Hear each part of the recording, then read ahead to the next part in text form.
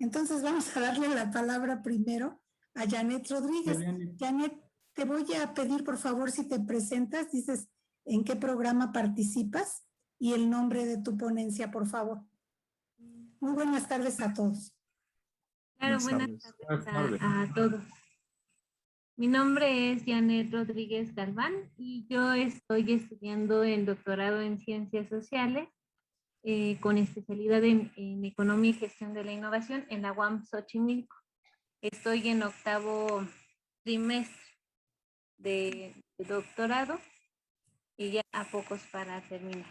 El tema de mi presentación es parte de mi investigación, bueno, de lo que se utilizó para realizar la investigación.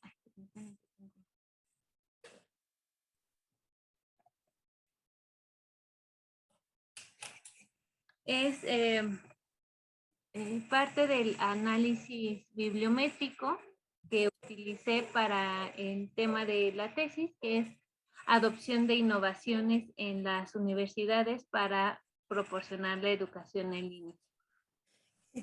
Permíteme un momentito, Michelle, antes, como teníamos 3 ponentes y ahora son más, tenían originalmente 15 minutos para exponer. Y le pregunto, ¿no hay ningún cambio en ese sentido? No, ustedes lo ajustan, Rocío. Bien, bueno, pues vamos a partir de entrada que tienen 15 minutos y si pueden acortar su intervención, pues se lo vamos a agradecer. Adelante, Michelle. Perdón por interrumpir, pero a mí me llegó un correo Janet. diciendo que solo son 10 minutos. Ok, muy bien. Bueno, entonces Bien. me doy prisa para tener el tiempo. Muy bien, entonces esta es la primera parte que utilicé pues para conformar el marco teórico, donde conjunto pues 2 principales corrientes.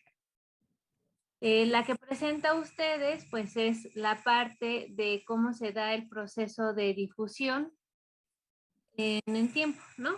El objetivo de esta presentación y del trabajo para esta presentación es pues conocer a través del análisis bibliométrico cómo se da la adopción de tecnologías que permiten la educación a distancia a las instituciones de educación superior. Utilicé para esto pues el Web of Science, que es una plataforma que permite analizar distintas bases de datos de información bibliográfica, de acuerdo a, pues, a una serie de palabras clave. Entonces, el objetivo pues era tener una estructura metodológica a base de esas palabras clave y posteriormente trabajar las bases de datos y analizar la información resultante a fin pues de tener conclusiones y discusiones en la información. El tema de la innovación en la educación superior, es decir, de la adopción, pues ha sido poco estudiado y falta que entre a los temas o a las corrientes de innovación, ¿no? Esas teorías que hablan sobre la innovación desde múltiples perspectivas. El tema de adopción por parte de las instituciones de educación superior no se ha abordado ampliamente. Dentro de este análisis en Web of Science hay 2 corrientes que tratan este tema. Una, pues que habla sobre cómo las instituciones de educación superior adoptan innovaciones educativas o innovaciones tecnológicas para adaptarlas a su práctica, a la práctica docente. Y cómo estas tecnologías permiten ampliar el aprendizaje, por así decirlo, ¿no? Lo usan los profesores, las tecnologías o innovaciones para su práctica docente. Y la segunda corriente explora la adopción de innovaciones en el contexto organizacional. Analiza aquellos factores organizacionales que están relacionados al propio proceso de adopción. En las empresas o a nivel empresa es muy estudiado pues el proceso de difusión y de adopción de tecnologías o de innovaciones, pero en el campo de la educación pues aún falta. este análisis. Y también una problemática que se presenta en este tipo de análisis es que la educación a distancia pues tiene amplios conceptos que se involucran, ¿no? Se le puede llamar educación en línea, educación virtual, e-learning, educación híbrida, en que sea un poco complejo su análisis en la búsqueda de estas bases de datos. Por eso, pues se optó por, de acuerdo a estas características, considerar a la educación en línea o a distancia, pues aquellas que hablaban sobre el uso de plataformas y tecnologías que permiten la entrega de contenidos a distancia, también que usan videos instruccionales, que tienen en su implementación innovaciones o tecnologías de la información, además que muchas veces de estas usan redes sociales.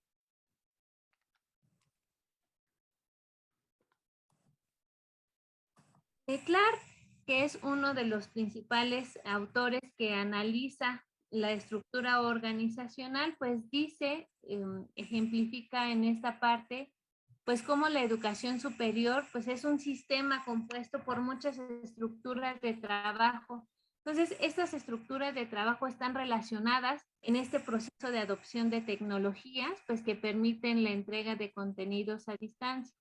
Entonces, se considera que las universidades son organizacionales formales y complejas que dentro del contexto de educación superior tienen ciertas características que la definen como a cualquier otra organización, ¿no? Tienen objetivos, tienen límites, tienen una interacción social y tienen todo un sistema de actividades estructurado. Esto es lo que complejiza en cierto grado pues este proceso de adopción, que a diferencia de una empresa privada o de una empresa, pues no está dirigido, ¿no? Sino que hay elementos organizacionales que pueden dificultar o favorecer el proceso de adopción.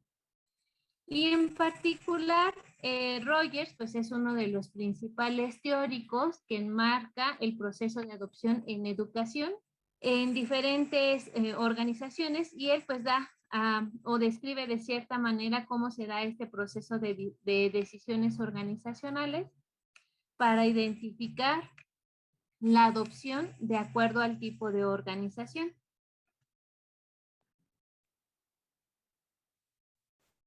Bueno, y la metodología que se utilizó fue la siguiente, fue consultar las bases de datos para realizar una lista, para la revisión de una lista de artículos o trabajos publicados que cumplieran con los criterios de búsqueda, en un principio inicial y después expandido. También se hizo una verificación cruzada mediante análisis de texto manual de los diferentes artículos y los trabajos completos.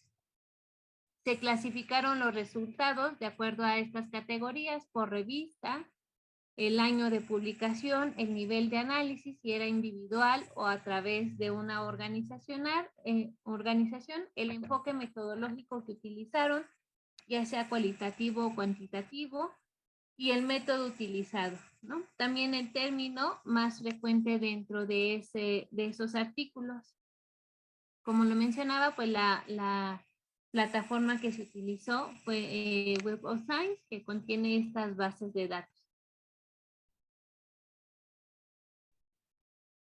Y el término de educación en línea, pues se prefirió de todos los anteriores que les comentaba, inicialmente como término de búsqueda debido a la intención de revisar pues cómo la educación se ve apoyada en el contexto organizacional pues por la adopción de tecnologías. Posteriormente pues se requirió ampliar la búsqueda o incorporar otro tipo de terminología a fin de ir encontrando pues estas revistas que nos fueran de utilidad para la conformación del marco teórico.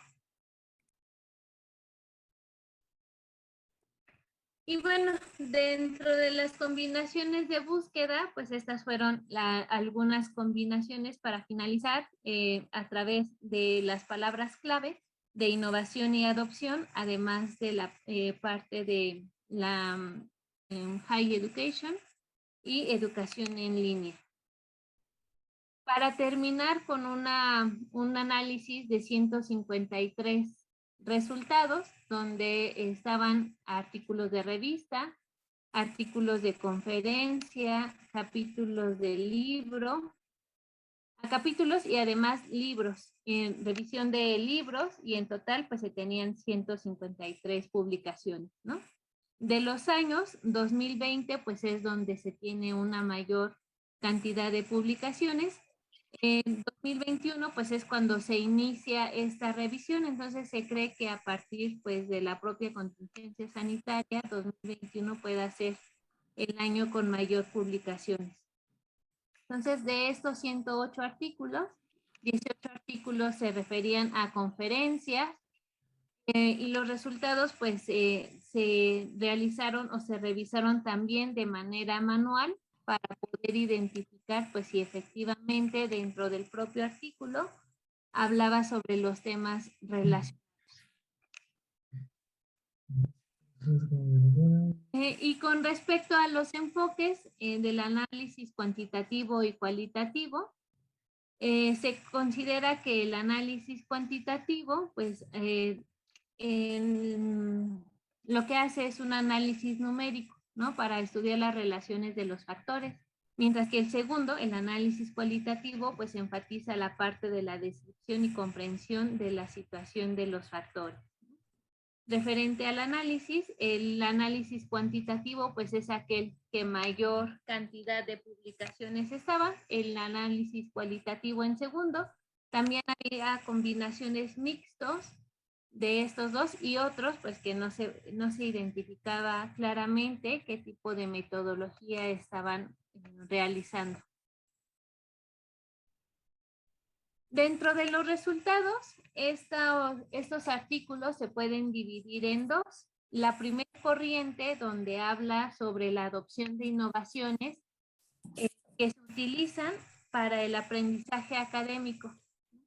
Y Janet, por favor, ya vas cerrando. Sí, muy bien. Bueno, adelanto a la parte de las conclusiones.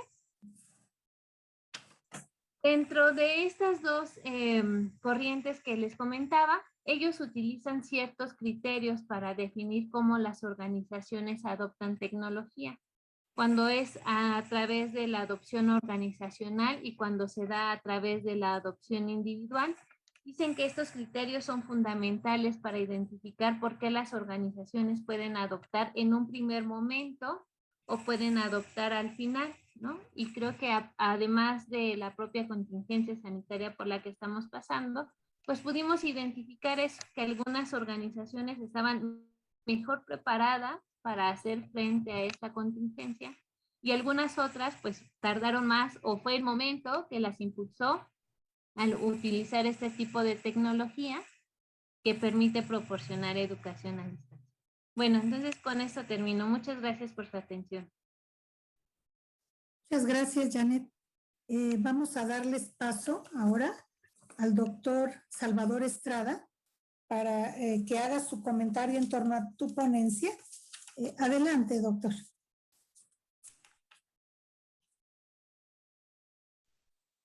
Bueno, Rocío, tú eres la que pone las reglas del juego, pero no sé si era más, rinde más si lo juntamos todos, pero bueno, intentaré hacerlo como tú eres la chair, tú eres la que mandas aquí, pues bueno, bueno, muy interesante trabajo, basado en estos métodos nuevos que nos permiten ahora usar grandes cantidades de datos. Entonces, pues buen planteamiento, me parece que está en una lógica estándar de búsqueda bibliográfica basado en bases de datos, en manejo bibliográfico. Me parece que le permite descubrir los datos sin problemas. Me parece que también sus dos vertientes de tratar de entender la educación en línea como un fenómeno de adopción que está determinado por diferentes variables, me parece que está bien planteado. Digo, también operativamente también hay un buen trabajo en términos de ir definiendo la ecuación de búsqueda, los criterios de búsqueda. ir limpiando, ir validando, ir corrigiendo sobre la marcha. El trabajo de encontrar, digamos, yo un poquito lo que puedo criticar de este tipo de enfoques es que, digamos, cuando te sacan las listas y te dice, bueno, ha ido en aumento, hay tantos artículos en tal año y tal año y tal año, bueno, eso es relevante o no es relevante, es raro o no es raro. O sea, digamos, aquí, digamos, lo único que podemos saber es que en el 2020 sí hubo un efecto que podemos deducir, es por la pandemia, pero antes, digamos, qué tan importante, o sea, me falta que faltan indicadores de contexto, o sea, digamos, a entender la educación en línea como un fenómeno de servicio educativo que aparece como una alternativa a los servicios de educación. Entonces, este primer momento disruptivo es la educación en línea, pero digamos, la educación en línea, pues siempre ha estado acompañado de los medios de comunicación, ¿no? Cuando hubo la radio, se generaban estas formas de educación a distancia, la televisión igual, y han ido masificando. Entonces, el Internet no escapó de esta tendencia, ¿no?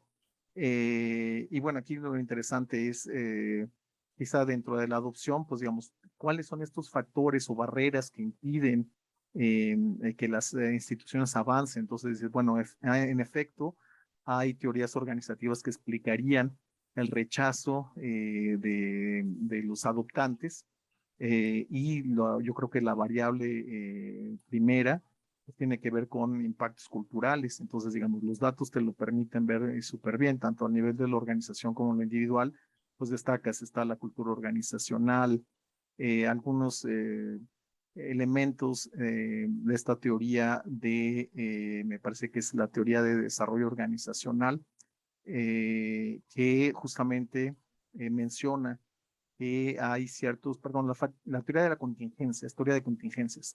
En la teoría de contingencia justamente habla de que son el tamaño de la empresa o de la organización, habla el tipo de tecnología, habla del tamaño de la organización como factores determinantes. Entonces, digamos, simplemente por ratificar y ir a esa teoría para ver estos factores organizacionales que digamos, no es raro, o sea, te salió lo que tenía que salir de acuerdo a lo que decía la teoría, ¿no?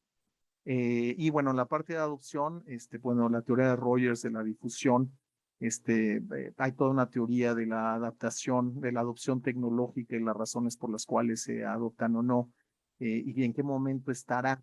Entonces, yo no sé el trabajo que tanto te permite definir, digamos, si hay un ciclo de vida de la difusión, en qué momento de la difusión está estos primeros usuarios, está estos usuarios más adelantados, más avanzados, entonces en qué etapa está. Pero también aquí otra vez vuelve a sobresalir el factor cultural, ¿no? Dicen que la barrera más importante para difundir una idea, un cambio, una disrupción, pues es la parte mental. Entonces aquí ves la creencia, los valores de la persona, algunas cosas estructurales como puede ser el género, en particular para las universidades, el soporte institucional, la infraestructura es muy importante en la difusión de las TI. Entonces, digamos, la tesis va bien encaminada, sale lo que tiene que salir. Entonces, digo, siéntete tranquila, pero digamos, sí trata de buscarle un poquito más de sofisticación, donde puedes hablar. Me parece que una entrada interesante, digo, puede ser la teoría de la contingencia, pero también la teoría de Rogers de la difusión. Y, por ejemplo, hay un concepto interesante que puede ser la difusión autoritaria. Entonces, digamos, el Estado dice, va la educación en línea a fuerza, no hay otra opción. Es un poco, es la televisión satelital, esa es la que va, o la contabilidad electrónica, esa es la que va. Entonces son momentos donde el Estado juega un papel muy importante en la difusión de tecnología, pero digamos es a través de un mecanismo que se llama difusión autoritaria. Entonces yo creo que esa categoría te sería interesante para que la discutieras. Muchas gracias, doctor Estrada. Estuvimos en otra mesa y funcionó muy bien que fueras haciendo, se fueran haciendo observaciones a cada uno de los ponentes, porque de esa manera, bueno, ellos aprovechan al máximo el que te puedas centrar en el comentario en cada uno de sus trabajos. Pero me agarraste en frío, ¿no? Me dejaste calentar, ¿no? Yo apenas estaba así como aterrizando, esto es la sala, tal, y nos agarra las neuronas medio muertas todavía, ¿no? Ay, no, Ya, disculpa, ya al ser virtual no hay chocolatito, pero estuvo cafecito, muy algo que te bien levante, el ¿no? calentamiento inicial, la respuesta a Janet, el comentario a Janet, muchas gracias. Se incorporaron, bienvenido Maribel, Alfredo, Rafael y Salvador. Les quiero preguntar cómo se unieron en los trabajos de 2 mesas, según lo que nos informan los organizadores. Les quiero preguntar si alguno de ustedes era ponente en otra mesa, o si es ponente. No, nada más había uno, me parece, ¿no? Era Daniel, Rafael, ¿y quién más iba a presentar? Y Janet. Sí. Ah, Janet ya presentó. Ajá. David Arturo Chacón, Daniel ¿David? Granillo y Rafael Molina. ¿No? Sí. ¿David vas a presentar? No, doctora, yo Bueno, ya aquí presenté no. en la mesa 5. Sí. Bien. Sí, bueno. son los 3, Rosy. Bueno, muy bien. Sí. Daniel y Rafael. Sí. Bien, pues entonces miren, para no interrumpirlos cuando estén presentando, les voy a poner así un minutito para que ya vayan cerrando su intervención. Se los pongo a los 9 minutos. Entonces, de esa manera, pues ya van cerrando. Adelante, Daniel Granillo Hernández, él es alumno del doctorado en Innovación en Ambientes Locales. Te pediría, por favor, que comentaras el nombre de tu trabajo. Sí, muy buenas tardes a todos. Mi nombre, como ya lo mencionaba, es Daniel Granillo. Mi trabajo es sobre oportunidades de emprendimiento tecnológico en el sector del agua, y tomo como caso de estudio a Baja California. La intención de todo este trabajo es y tomarlo más en un tema pues que ahorita está tan en boga actualmente, es justo identificar si se puede emprender en este sector y en este estado. Es donde tomamos el laboratorio. La realidad es que hay muchas condiciones, no solo en el estado, sino a nivel nacional, que nos van a servir de contexto y justo nos van a permitir también saber cuáles son las limitaciones que hay en esta parte del emprendimiento. Perdón, antes de continuar, yo estudio el doctorado en Innovación en Ambientes Locales en el CIECAS, que es un doctorado de reciente formación. Soy de la primera generación. Entonces, perdón, pero como que ya andaba muy apurado en entrar en el tema. El objetivo de la investigación es muy rápido aquí, es tratar de identificar qué condicionantes nos pueden explicar el emprendimiento tecnológico. Conforme avancemos vamos a ver que estas condiciones están más enfocadas dentro de lo que es la parte macro o del ambiente, pero también vamos a encontrar que también hay condiciones individuales propias de la condición social, propias del problema tanto físico. Entonces todos esos van a ser elementos que se van a conjugar y a combinar, tanto para explicar cuál es la situación actual del estado del agua, como también de las propuestas que va a haber. En esta parte, y me adelanto un poquito, quizás se tiene que considerar que va a haber o la propuesta quizás va a tener que ir a justo considerar ciertos reacomodos dentro de la parte de cómo el gobierno ha venido trabajando sobre la gestión del recurso. Entonces, el objetivo, pues, obviamente, en nuestro caso, es identificar dónde están estas oportunidades. Y la propuesta es obviamente que estas oportunidades de emprendimiento están asociadas a reglas formales e informales. Aquí ya doy un poquito más pista de cuál va a ser nuestro enfoque teórico. Sin embargo, parte de lo que voy a presentar en esta parte es justo cómo es que llegué a todas estas conclusiones. Entonces no voy a quedarme mucho en esta parte.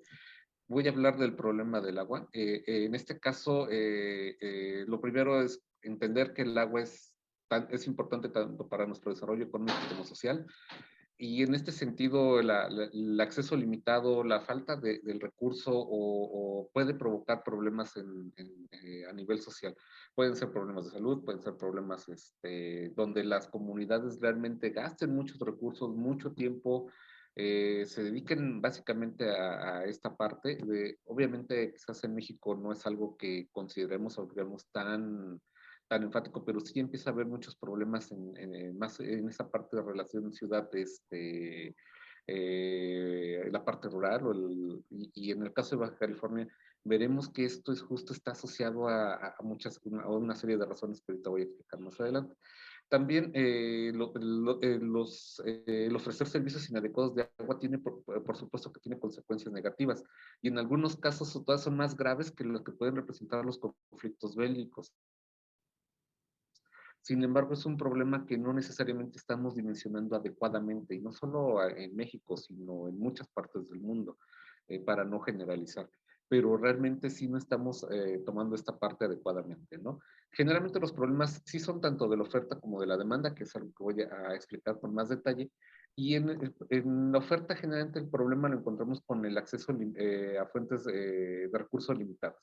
Generalmente son fuentes superficiales, ríos, lagos y subterráneas, las que se explotan principalmente. Sin embargo, han surgido algunas nuevas propuestas como el reciclaje del agua, la desalinización de agua de mar y la captación de aguas pluviales, que posiblemente sea la más nueva de todas estas. Sin embargo, combinadas y conjugadas, todas estas fuentes de acceso aún así no son suficientes, ¿no? De hecho, se está, desde el vista cultural, se está buscando cambiar esta visión, ¿no? No necesariamente tenemos que quizás incrementar la oferta de agua, sino más bien controlar la demanda y hacer un mejor uso de la parte de la demanda.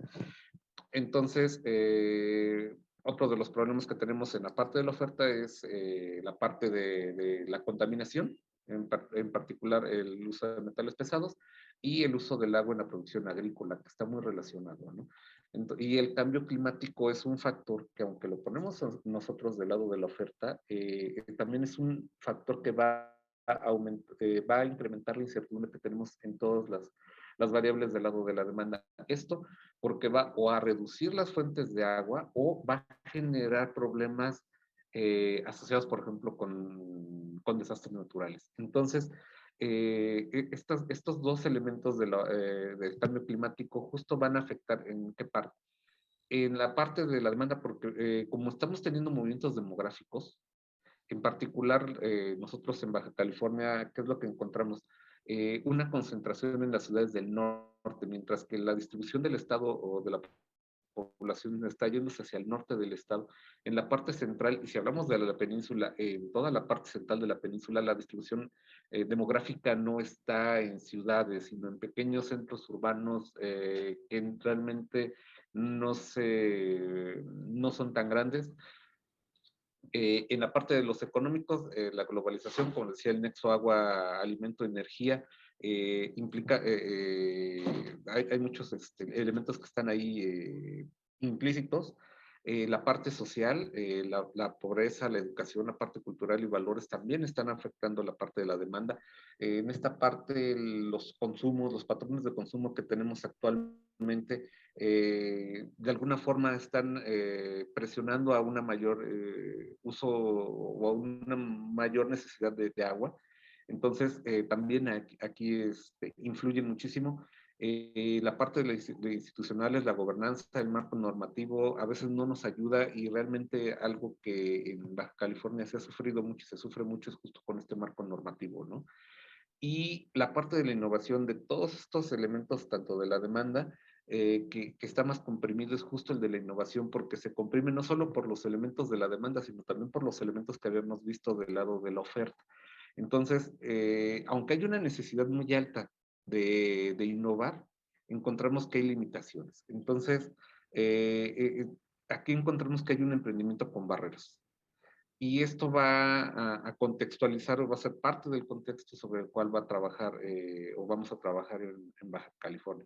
Aquí es muy sencillo, no les voy a explicar toda la tabla, sino nada más explicarles que hay una consideración y hay muchas diferencias entre el plan que se hizo para la península en 2012, perdón, y lo que se actualizó en 2018. Y es un cambio en muchos sentidos. El estado de Baja California se preocupa mucho por el tema del agua, o al menos tiene esa intención de preocuparse más por el agua, y genera un programa hídrico donde cambia algunas de las variables que se han puesto en la visión regional, que es como se lo maneja con agua, y dice, nosotros tenemos problemas muy específicos, en muchos casos no solo está asociado con la oferta limitada de agua, sino también porque tenemos que fortalecer nuestra gestión del agua, los sistemas de gobernanza, y también tenemos necesidades tecnológicas y científicas específicas en el sector. Entonces, con todos estos elementos, se toma una revisión de las teorías sobre las cuales se está analizando el agua. Está la visión neoclásica, que es obviamente donde se analiza mucho el problema de los precios y de los costos. Y vamos a encontrar que en el sector del agua y en el mercado del agua en específico, el precio que se está trabajando es un precio que está controlado por el Estado, y al ser un precio controlado por el Estado que está asociado con perdón con decirlo, con los subsidios, entonces es un precio que no está adecuadamente planteado hacia los consumidores, ¿no? En la parte institucional, el tema de las reglas que están sujetas a este mercado del agua, no permiten hacer una adecuada transición ni una adecuada gobernanza.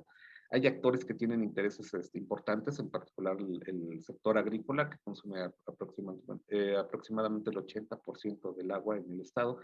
Sin embargo, no tiene reglas específicas, ¿no?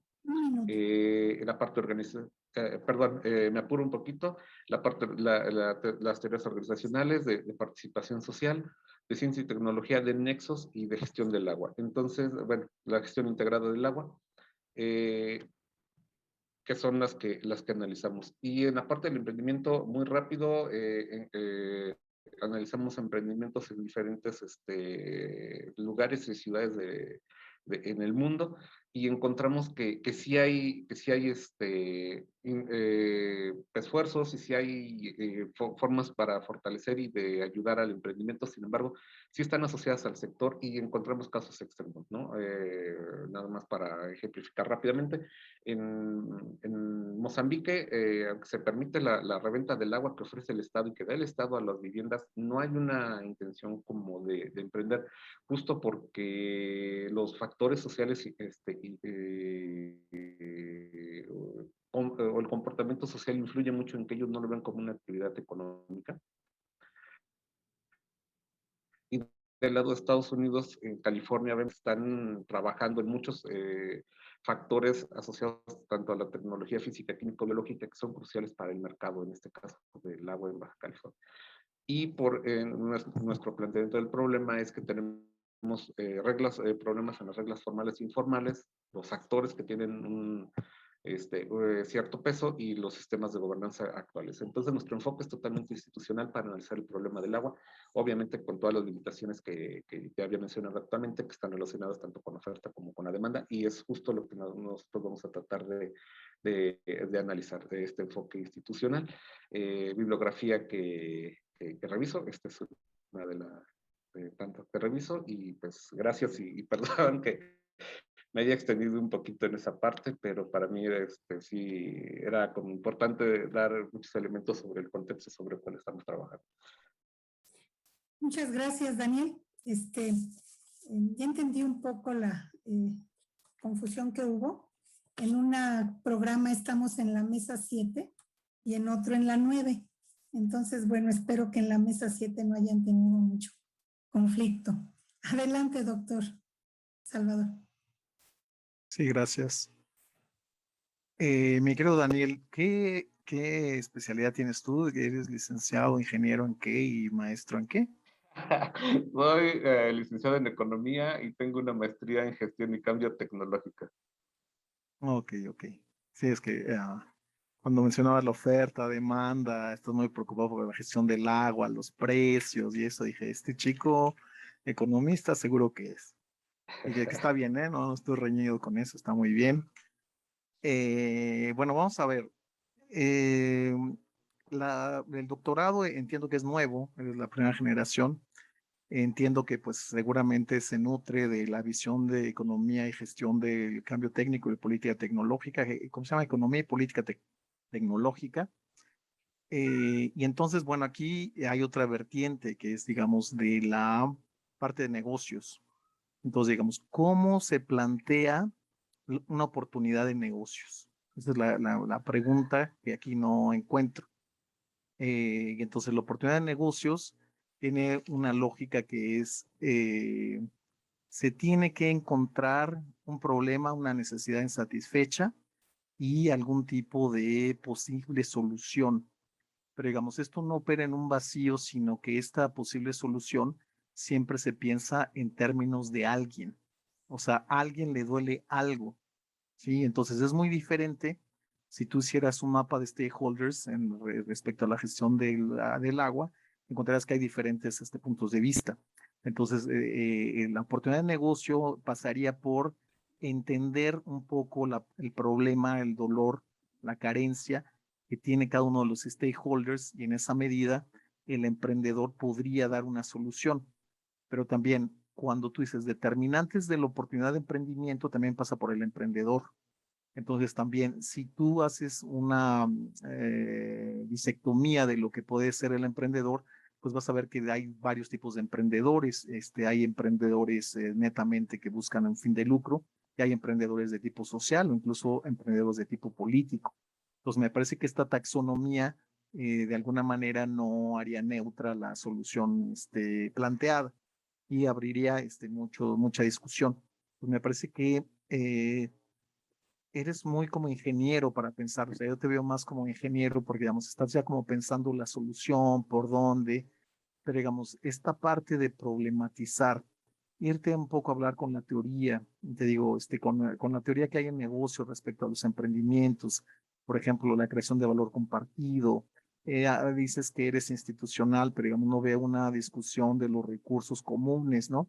Pues es el agua, la apropiación del agua, o sea, ahí entrada hay un dilema ético, o sea, uno se apropia del agua, es un bien común, es un bien de a quién pertenece, de quién es la propiedad, es un bien escaso en términos del agua dulce que se puede usar para ciertos usos o otro tipo de agua para otros usos. Entonces, quizá hace falta ahí ver otras escuelas. En general, yo creo que la gestión del agua y los problemas institucionales que has identificado con respecto a la oferta y la demanda, me parece que están muy bien establecidos, son sólidos. Quizá de pronto también podría ser interesante para ti pensar en los términos que enseñamos en la escuela de negocios a los emprendedores a entender el contexto. Entonces hay herramientas de análisis de contexto, por ejemplo, hay una cosa que se llama mapa de contexto, hay otra cuestión que se llama modelo Canvas de tendencias respecto al modelo de negocios. Entonces, digamos, hace todo un planteamiento de tendencias de tipo cultural, de tipo económico, de tipo ecológico, cómo afectan el potencial del producto, cómo las 5 fuerzas de Porter posiblemente afecten los recursos, las capacidades, los socios que pueda tener este emprendedor, el ecosistema emprendedor. También, por otra parte, pues las fuerzas macroeconómicas, cómo van a afectar los costos o la forma de rentabilizar la oportunidad de negocio. Y finalmente, pues toda la cuestión del mercado, cómo afecta a los clientes, ¿no? Las necesidades, la demanda, etcétera, lo que te sea un poco los stakeholders. Y también se ha planteado el uso de esta herramienta que es el modelo de negocios Canvas, el lienzo estratégico de Osterwalder, es un autor suizo, y entonces se ha llevado a enfoques más verdes. Entonces hay ciertas consideraciones de tipo ecológicas, ¿no? Entonces el agua está dentro de este concepto. Entonces digo, me parece que tienes muchos prismas para jugar. Yo simplemente te diría, anímate, o sea, me parece que tienes un avance interesante, pero anímate a irte un poco detrás a la parte de ver nuevas teorías, o sea, el crecimiento del conocimiento se da por la fertilización cruzada de ideas. O sea, tú como economista vas con los gestores del agua, tienen ellos unas ideas, pero luego también vas con el mundo de los negocios, tienes otras ideas. Entonces empiezas a armar un metalenguaje propio de tu tesis, pero que te permite comunicarte con diferentes comunidades epistémicas. Entonces me parece que eso puedes tener una riqueza muy importante en tu tesis. Y yo creo un poco forzándote a los ambientes locales. Yo creo que pensar en términos de ecosistema de negocios, ecosistema físico, te puede ayudar bastante, porque digamos, una discusión que he tenido con algunos estudiantes de doctorado es eso, o sea, tú te debes a tus colores, ¿no? Entonces, decía yo como si hubiera fans de fútbol, ¿no? Pero digamos, o sea, el sello de lo que estudias, o sea, todos estudiamos CTI, ¿no? Pero el sello de tus colores va a ser ese de los espacios, ¿cómo se llama? De ambientes locales. Entonces, con esas herramientas tienes que jugar, o sea, ese es el sello distintivo. Entonces, no pierdas eso de vista, nada más es lo que yo te recomendaría. Pero vas bien encaminado, ¿eh? O sea, no es para que bueno, sí, a lo mejor hoy en la tarde celebra, tómate una cerveza a mi salud, pero Muchas mañana gracias. sigue trabajando y empieza a hablar con otras comunidades y verás que tienes una riqueza enorme. Nomás no te pierdas, eso sí, porque las sirenas Claro. son muy atractivas, muy lindas, empiezan a cantar y mira que los emprendedores, bla, bla, bla, bla, bla, bla, te puedes perder. Entonces vuelve. Y yo creo que algo que te puede ayudar a volver es justamente la parte de ecosistema, e instituciones, ¿no? Si lo has definido en términos de institución, ecosistema e instituciones, creo que pueden ser tus dos lazos que te pueden otra vez volver a tus corrientes principales, ¿no? Yo creo que esa recomendación te daría. Muchas gracias. Sí, muchas gracias, Salvador. Y en tercer lugar vamos a escuchar a Rafael Molina. Rafael, mucho te vamos a agradecer que te presentes, nos digas de qué escuela, de qué programa vienes Hola, y buenas también tardes. el nombre de tu trabajo. Buenas tardes a todos. Soy Rafael Molina y vengo de transdisciplinario del doctorado transdisciplinario del CIMBESTA. Perdón, creo que estoy compartiendo una que no es. Permítanme un segundo. Ay, esta no es. Dice coloquio. Oh. Permítanme, nada más que la acomodé mal, creo.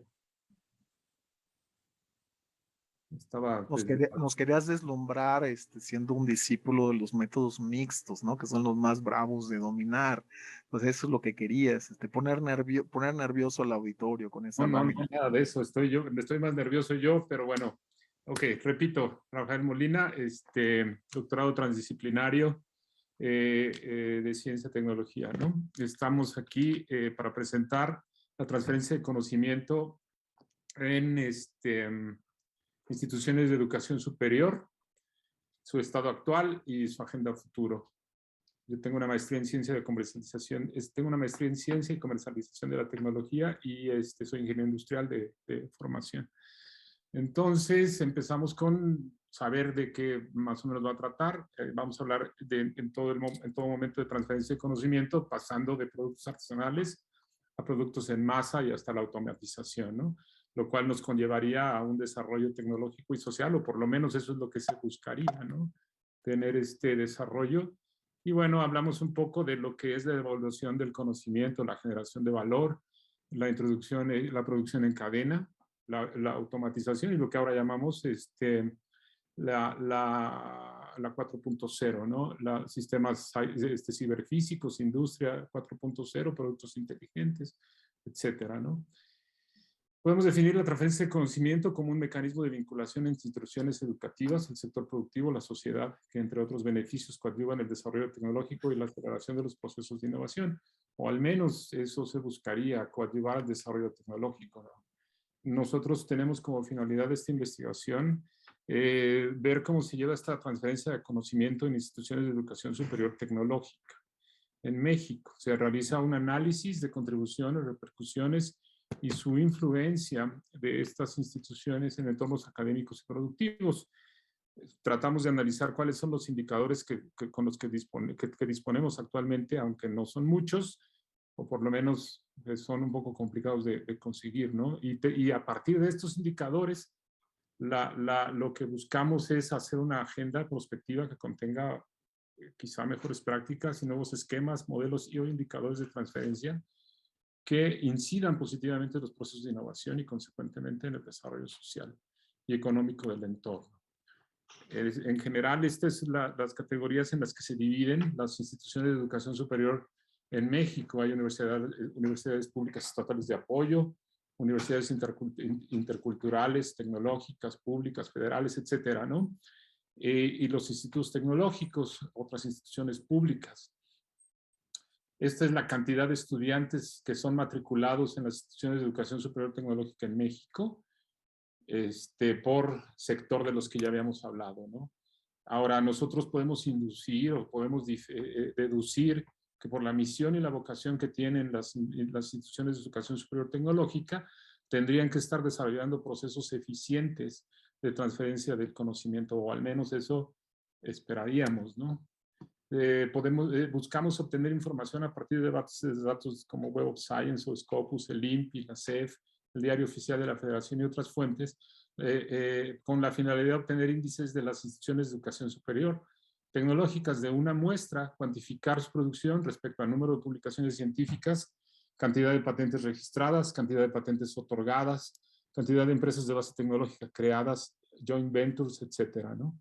La información será complementada con una relativa de las siguientes actividades también asociadas a la transferencia: transmisión de conocimiento a través de la formación de recursos humanos en las aulas, tesis de número de graduados, egresados, asesorías, consultorías, servicios.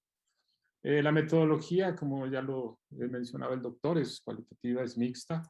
Buscamos tener una selección de una muestra de estas instituciones de educación superior tecnológica y con base en ciertos criterios que tengan que ver con ubicaciones, proximidad con clústeres, parques de innovación, redes de conocimiento, la cantidad de matrícula, investigadores, presupuesto asignado, etcétera, ¿no? Para después hacer, con respecto a esto, una clasificación. Nuestro objeto de estudio, y después de haber analizado un análisis previo en el sistema de educación superior, vamos a tomar como objeto de estudio de transferencia de conocimiento al Tecnológico Nacional de México, por su tamaño, ubicación y matrícula. Es el sistema, o se considera el sistema de educación superior tecnológica más grande de Latinoamérica. Hay 254 instituciones que acumula el TECNM a lo largo de todo el territorio nacional, ¿no? Evidentemente, a partir de esas 254 instituciones, nosotros vamos a hacer una muestra representativa, y ahorita vamos a decir cómo sacamos esa muestra. Aquí está más o menos la distribución geográfica de lo que es el Tecnológico Nacional de México. Una matrícula aproximada de 556,270 estudiantes, con 551,000 en licenciatura y 4,000 en posgrado, con un total de 254 instituciones. Y vemos aquí más o menos cómo están distribuidos los miembros del SNI, que tienen que ver con el tecnológico, ¿no? Para abarcar los 254 tecnológicos, pues es bastante grande. Algunos tecnológicos son muy pequeños y sus aportaciones como tal también son pequeñas, ¿no? Entonces decidimos tomar un tamaño de muestra de 44 instituciones, basándonos en algunos criterios que tienen que ver con el presupuesto que se les asigna, el número de docentes de tiempo completo y la cantidad de estudiantes matriculados. El presupuesto que es asignado a estas instituciones está con base en precisamente la cantidad de estudiantes y de docentes, ¿no? De esa muestra obtuvimos esta cantidad de 44 tecnológicos y esa es su ubicación a lo largo de la República Mexicana, ¿no? Ahora, después, buscamos unificar más o menos los clústeres de interés, que son clústeres de centros de investigación, clústeres de vehículos pesados y sus motores, clústeres aeroespaciales, basado en una metodología del 2016 que fue promovida por el desaparecido INADEM y una plataforma que se llamaba Modern Machine Shops, que decía más o menos estas ubicaciones de los clústeres. Y además hicimos una comparación con la cantidad de estados que aportan más al Producto Interno Bruto y más o menos, basado en este estudio, coinciden en las ubicaciones de estos clústeres de interés, ¿no?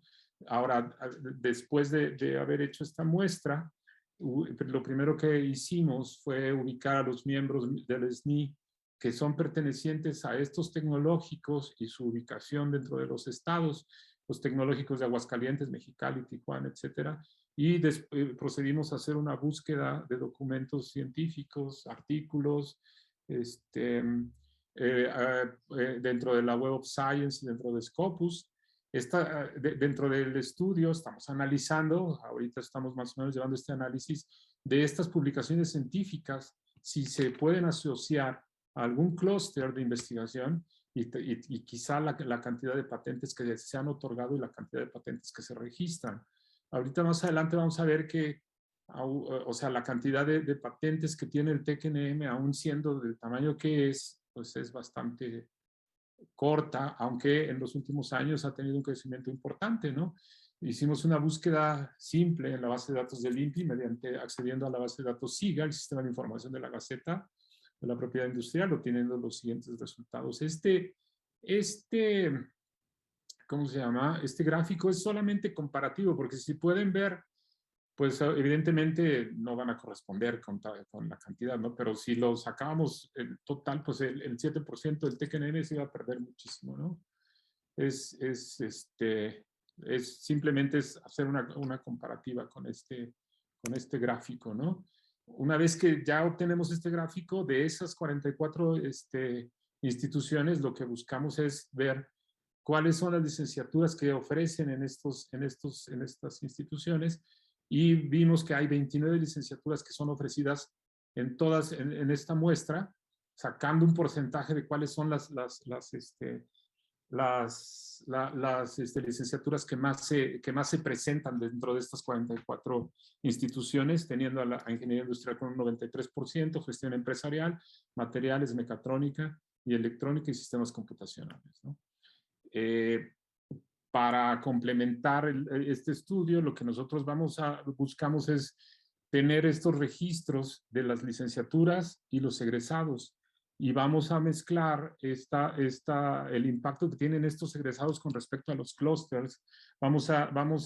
Estamos analizando una base de datos que tiene que ver con cómo se están colocando estos egresados que en promedio tienen las instituciones con respecto a lo que está demandando la industria mediante una búsqueda de bases de datos del Sistema Nacional de Estadística del TEC-NM. Y una vez que obtengamos esos datos, podemos hacer un análisis de si lo que está ofertando el tecnológico está siendo recibido por la oferta que da el tecnológico, se recibe de manera adecuada con la demanda que tienen estos clústeres y estas industrias que los componen. Finalmente, con la base de los registros disponibles se valora la cantidad de transferencia de conocimiento con estudiantes que egresan las tesis que hay de colaboración entre las empresas y los tecnológicos. Es decir, si alguna industria genera algún objeto del conocimiento que quiera ser desarrollado en alguna tesis por los estudiantes, ver qué cantidad de egresados están insertos en el mercado, qué tipo de asesorías piden las empresas a los tecnológicos, qué tipo de consultorías, y en muchos casos servicios tecnológicos que las mismas empresas solicitan en los tecnológicos, ¿no? Y bueno, finalmente terminamos con esta diapositiva en donde nos muestra en un estudio que a través del tiempo, desde 1972 a 2016, documentos basados en transferencia de conocimiento, pues realmente son pocos. Son una lista de 999 en Estados Unidos, China cuenta con 474 y México únicamente tiene un registro de 25 documentos. Y entonces, pues esto le genera un poco o bastante relevancia a lo que intentamos hacer. Y una vez que se amalgamen todos estos datos que nosotros podamos obtener, o que más bien estamos obteniendo y estamos organizando dentro de una base de datos con base en ellos, vamos a generar una propuesta de lo que sería la agenda futuro para estas instituciones, que después pudiera permear no nada más en las instituciones de educación superior tecnológica, sino pudiera ser utilizado para para cualquier tipo de institución de educación superior, no nada más que tenga que ver con el rubro de tecnología, ¿no? Y pues eso es lo que presento el día de hoy. Muchas gracias, Rafael. Vamos a dar la palabra al doctor Salvador. Adelante. Me quedo, Rafa. Tu tesis es un oda al canto de las sirenas, porque hay cualquier cantidad de atractivos, vías, formas para hacer varias tesis. O sea, debes de sentirte muy orgulloso de que tu trabajo de investigación podría generar múltiples tesis. O sea, podrías hacer un pequeño departamento de investigación alrededor de tu tesis. Gracias. ¿No? Entonces, retos importantes. como definir bien las preguntas, porque digamos, tienes que ponerle límites, Sí, porque claro. digamos, ahorita como lo tienes es un gran mapeo de contexto. O sea, lo han mencionado nuestros grandes speakers de esta mañana, hablaban de la importancia del contexto. Entonces, digamos, tiene sentido, o sea, la transferencia de conocimiento no se hace en un vacío, se hace en un contexto. Entonces, digamos, intentas caracterizar de múltiples formas el contexto. Entonces, yo siento que te puedes perder. O sea, el contexto es todo lo que esté fuera de los institutos tecnológicos. Entonces, relaciones con otras universidades, estancias de los profesores, nivel de calificación de los programas educativos, de certificación. Entonces, hay cualquier índices, indicadores de gestión. Entonces, tú tienes que definir exactamente, o sea, tienes que definir qué es lo que te interesa estudiar, ¿no? Digamos, y de pronto, digo, me sonaba, ¿no? De pronto me sonaba, ¿quieres hacer un gran índice que te permita quizá calificar la gestión de los tecnológicos? ¿O cuáles se parecen a cuáles, no? Entonces, imagínate, medimos sus resultados en términos de artículos, patentes, no sé qué, ¿no? Entonces, a lo mejor dices, en un cuartil alto encuentro a estas, en medio a estos, y estos son los más rezagados, ¿no? Entonces eso, bueno, ya cumpliste con una parte cuantitativa interesante, ver quiénes se parecen, el nivel de desempeño. Por otro lado, estás contextualizando con los clústeres que, digamos, a lo mejor no tienes mucho conocimiento o, digamos, ahorita en el planteamiento que hiciste, por qué se definieron, cómo se definieron, si son relevantes para la educación. Digamos, hay que tener mucho cuidado con los clústeres porque, digamos, es una palabra polisémica el clúster, ¿no? Entonces, son agrupamientos de empresas, de iniciativas, es una iniciativa política, es una iniciativa política no del gobierno, sino de las empresas, o realmente es una aglomeración que tiene una dinámica propia territorial y si hay múltiples intercambios. Entonces, hay que tener mucho cuidado con la palabra clúster. Incluso, si tú generaras un sistema de clasificación de tecnológicos, existe un método de clasificación estadístico que se llama análisis de clúster y entonces te dice índices de similitud y diferencia. Entonces trabaja con eso y te puede arrojar. Estos institutos se parecen más, estos se parecen menos, tal, ¿no? Digamos, no con pocas variables, ¿no? Es un análisis multivariable, entonces es algo sofisticado y digamos, te saca resultados que no son evidentes a la simple vista, al ojo, ¿no? Sino te da mucha más información. Pues bueno, ahí podría ser un primer aporte, ¿no? Pero te digo, sin un marco teórico, sin esas preguntas a las cuales quieres llevar, pues no nos habla mucho. Entonces a lo mejor dices, ok, ya identifiqué no sé cuántos tecnológicos hay en el Tecnológico Nacional de México. ¿Cuál Son es el número? 200, son 254 en total. Los 254. A lo mejor, digo, es mucho más fácil pensar en 7 bichos. O sea, piensa en ciencias naturales, ¿no? Entonces, tenemos 7 bichos que son de la familia tal, y se diferencian más o menos en estos, ¿no? Entonces, maneja 7 bichos. Entonces, ya con los 7 bichos, a lo mejor dices, a ver, quiero estudiar los modelos de gestión de cada uno de los 7 bichos, que es lo que voy a estudiar. Entonces, ya encuentro mejores prácticas, encuentro brechas con respecto a mejores, o sea, a mejores prácticas internacionales, a lo mejor, mejores prácticas locales y brechas que hay con respecto a eso, ¿no? Puedes hacerlo en términos de las organizaciones, o sea, ¿cuál es tu sujeto de estudio? Por ejemplo, si fuera un enfoque organizacional, a lo mejor pensarías en términos de los procesos, la tecnología, la infraestructura, la gente. Entonces, esos insumos ya te permite, pues, jugar, le quito, le pongo, donde hay que hacer el énfasis, etcétera, ¿no? Entonces, yo creo que un enfoque organizacional podría darte algunas claridades, ¿no? Por ejemplo, también hablaste al principio, uno de los objetivos, como cuál es la contribución de estos al desarrollo productivo y a la vinculación. Entonces, otra vez, más enfoque a resultados, más enfoque a esta pregunta de cómo el territorio recibe estos resultados de conocimiento y cómo logra arraigarlos. Ahí nuestro compañero Daniel, que es de ambientes locales, o sea, qué instituciones, reglas, personas, por ejemplo, tú en un momento mencionaste los egresados, de qué programas, entonces, ¿dónde trabajan? O sea, una forma de generar el arraigamiento es tener a la gente ahí, las familias ahí se quedan, ¿no? Por ejemplo, aquí en Celaya, yo soy profesor de la Universidad de Guanajuato, Campus Celaya, soy profesor de la carrera de Mercadotecnia. Entonces, imagínate, preparar un mercadólogos para el país. Aquí Bachoco y Mave son los que los contratan y más nada. Y bueno, hay una incipiente forma de arraigarlos que es con pymes, ¿no? Es como una subespecialidad, yo diría, la mercadotecnia de pymes. Tienen que trabajar mucho en tropicalizar para el tamaño y tal, ¿no? Y esas son las tres formas que se están arraigando organizaciones. El resto están en Guadalajara, en DF o en el extranjero. Entonces, digo, tenemos estos problemas, que también hay como un desfase entre las vocaciones productivas. Hay múltiples estudios de vocaciones productivas.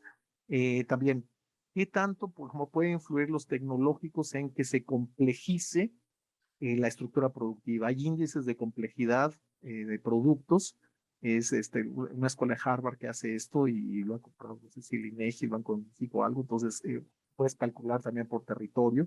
Entonces, digo, por ahí de pronto, los métodos cualitativos, con cuantitativos te da para juntar ciertos indicadores de una cosa con otra, también cuidando el nivel de agregación, qué tan agregados o qué tan desagregados tienen los datos. Esto, digamos, son parte de las dificultades operativas que tiene.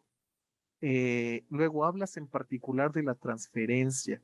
No la has definido. Me parece que eso también te podría ayudar a pensarlo.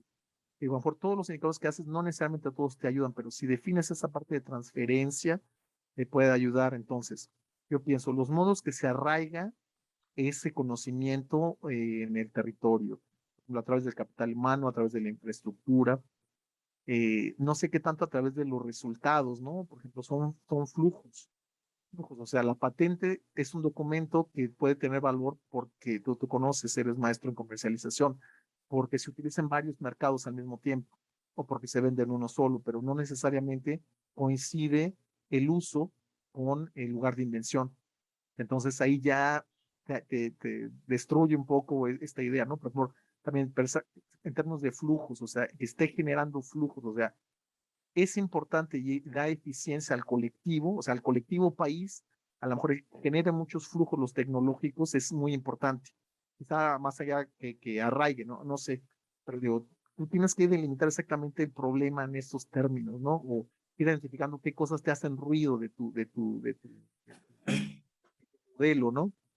Y otro punto que le agradezco es que, digamos, como que construyes y luego yo siento como que vas tus luces para atrás porque como que lo reenfocas. Y luego otra vez construyes y lo reenfocas. Por ejemplo, cuando tú hablas de la agenda futuro, la prospectiva, entonces digamos, la escuela prospectiva es una escuela narrativa, es cualitativa, ¿no? En efecto, puede tener muchos insumos cuantitativos, pero digamos, la forma en que lo calificas, pienso yo, que podría ser a través de buscar varios estudios sobre tendencias, mirar las macro tendencias o megatendencias y ver de qué forma los servicios educativos o los servicios de investigación de estos, del Tecnológico Nacional de México, sus diferentes formas, o de los 7 bichos, ya que si los logras separar, qué tanto están alineados con estas grandes tendencias y entonces en el futuro qué tanto pueden hacer o qué cambios requieren. Pero digamos, es como un agregado, o sea, no creo que debe ser el foco de tu tesis, o sea, si yo pienso, a lo mejor como consultor, a lo mejor es un producto que puedes dar que puede ser muy interesante, pero no creo que tengas que poner el énfasis en la investigación. Te digo, el problema es el contexto, es a tantos indicadores, definir bien lo de la transferencia de tecnología, lo de enraizarlo en el territorio. Esos problemas teórico-conceptuales te van a ayudar para entender bien qué metodología tienes que usar, porque digo, en efecto, tú puedes crear un sistema de información muy, muy sofisticado y muy abundante, pero digo, sin saber muy bien para dónde vas. Entonces yo creo que, digo, eso es como bailar tango, ¿no? O sea, tienes que dar unos pasos arrastraditos para adelante y unos para atrás.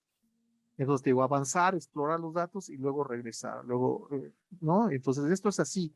Desafortunadamente, ¿no? Yo estoy peleado con todos los programas que dicen, tienes 3 meses para hacer el marco teórico, tienes 3 meses para el marco metodológico, tienes 3 meses para hacer el trabajo de campo y no sé qué. Y a veces estoy haciendo trabajo de campo, pero me tengo que regresar porque la teoría que estoy haciendo no me sirve. Pero digo, tienes que hacer eso, desafortunadamente. O sea, es un modelo iterativo y ahí así funciona. Entonces, te digo, tienes una tez maravillosa, incubada, muchas ideas, muchos caminos. O sea, qué bueno, ¿no? O sea, yo creo que es mejor tener muchos caminos que tener uno y que fuera muy incierto, ¿no? Entonces, tienes muchos caminos, pero te digo, necesitas quizá esta labor fina de ir hilando, ¿no? Y a veces incluso es hasta un poco involuntario, ¿no? Porque a lo mejor encuentras a alguien que trabaja más la parte ecosistémica en tus asesores, o encuentras más la gente que trabaja más gestión del conocimiento y te guían por allá.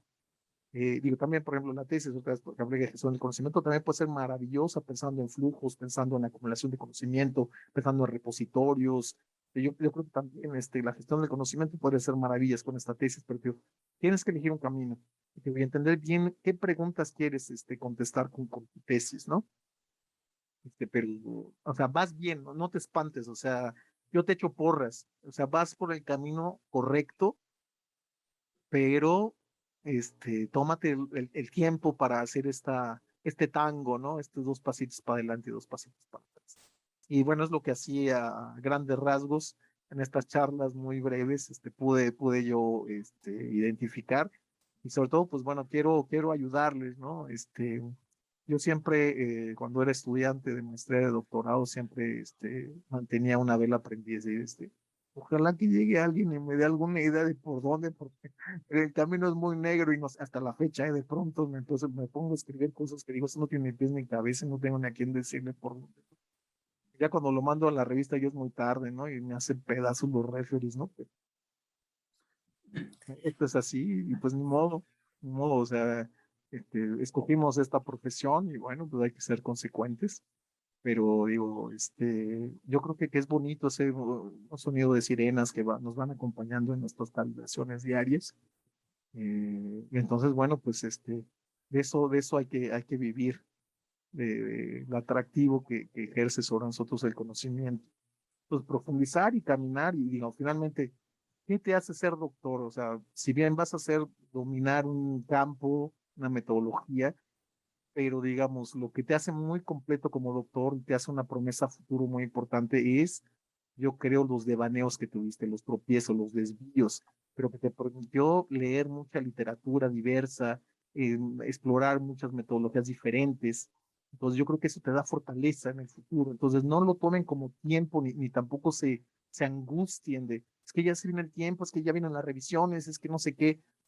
Ok, sí es una forma de volvernos disciplinados, pero, o sea, es lo normal, pasa por ahí y aprendan a vivir con el estrés, también eso es importante, o sea, sí tenemos siempre esta vida muy difícil de los tiempos, de los deadlines, pero hay que vivir con eso, porque si no, o sea, yo creo que es una prueba de fuego, yo creo que en un momento dices, ya me cansé, estoy harto, o sea, sí se vale darse sabáticos de repente, pero también te puedo decir, no quiero vivir toda mi vida así. O sea, no es de que ya pasé el doctorado, ya pasó la pesadilla, ya puedo dormir más de 4 horas al día, ¿no? No, no, no. Y además tienes otras responsabilidades. Ya empiezas con clases, cursos, seminarios, analizar artículos de otra gente, y empiezas a agarrar compromisos, estás en el comité de no sé qué, ¿no? Cosas que ni te imaginas que existen, ¿no? Entonces, disfruten, o sea, también el momento del doctorado es un momento muy disfrutable, que tienes el tiempo para formarte como doctor, ¿no? De leer, de banear y escuchar sirenas. Es como yo concluiría esta parte, no sé si Rocío seguramente va a preguntar al público. Pues Tiene muchas mucho gracias. público. Sí, creo que tenemos 3 proyectos con grados de avance claramente diferenciados los 3. Y pues en ese sentido los retos de los ponentes son diversos y algunos ven el camino más largo todavía, otros ya un poco más cercano. Entonces, yo les preguntaría a los asistentes si tienen alguna pregunta que formular a los ponentes, si tienen algún comentario muy breve.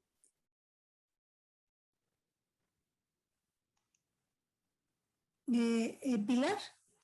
Sí, yo un comentario a Rafael. Bueno, no sé si tú sepas, pero el Politécnico y el Cinvestav en estadísticas no pueden sumarse. El Politécnico tiene 3 niveles educativos y el Cinvestav solamente tiene 1. Entonces, te lo comento porque pues tú estás haciendo el programa en el Cinvestav y bueno, eso debería ser obvio. Gracias. Sí, gracias. Ya me lo había comentado. Ahora yo si no hay más preguntas, le pediría a Rafael, a Daniel y a Janet que en un minuto pudieran hacer alguna reflexión sobre la retroalimentación que han recibido. Adelante, Rafael. Vamos a empezar ahora al revés. Pues yo lo único que tengo para el doctor Salvador es un agradecimiento grande.